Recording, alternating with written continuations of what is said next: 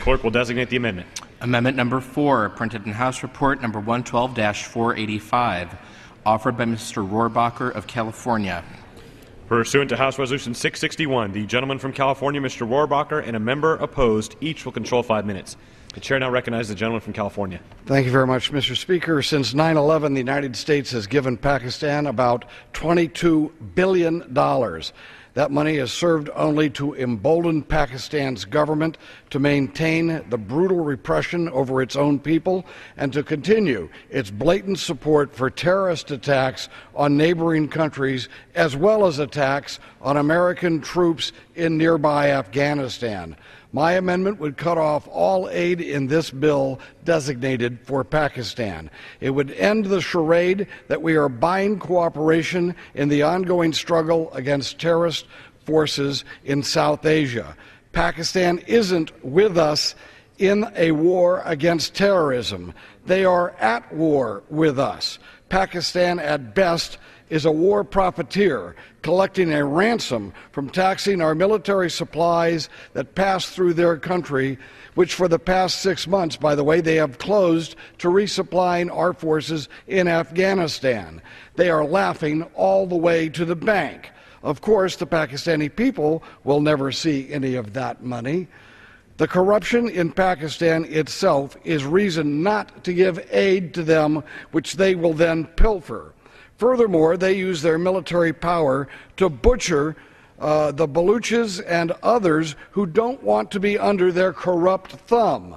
How can we forget this same Pakistani government gave safe haven to Osama bin Laden after he led the conspiracy that slaughtered 3,000 Americans on 9/11. After our SEALs went in to get him, the Pakistani government took the wreckage of a downed stealth helicopter of ours and gave it for study to communist China, whom they refer to as our all-weather friend.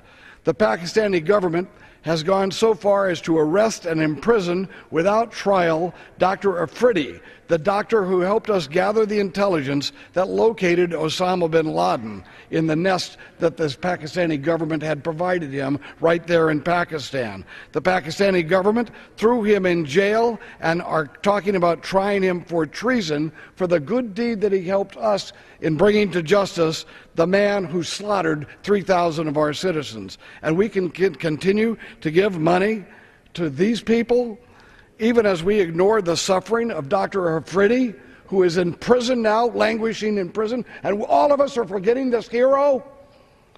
We have lost almost 2,000 Americans who defend our country as part of Operation Enduring Freedom. Most of those deaths were due to Pakistani-inspired and supported insurgents. How much more does the Pakistan government have to do before we quit giving them our money? They are playing us like fools while murdering our soldiers, and yes, we are acting like fools for giving them this money despite that. We should have quit bankrolling this rotten regime a long time ago. My amendment would do just that. The Pakistan government is a terrorist government that murders and even attacks its own people like they are in Baluchistan. They are a pro-terrorist, radical Islamic clique that rules Pakistan. They don't deserve 1 penny from us to help them in their dirty deeds, and I would ask support from my colleagues, and let's finally stand up. If we need an ally in that area, let's go to some people in that area that want to be our friends, perhaps the Indians. I reserve the balance of my time. The gentleman reserves. What purpose is the gentleman from Washington seek? California has 1 minute remaining. The gentleman from Washington has 45 seconds remaining.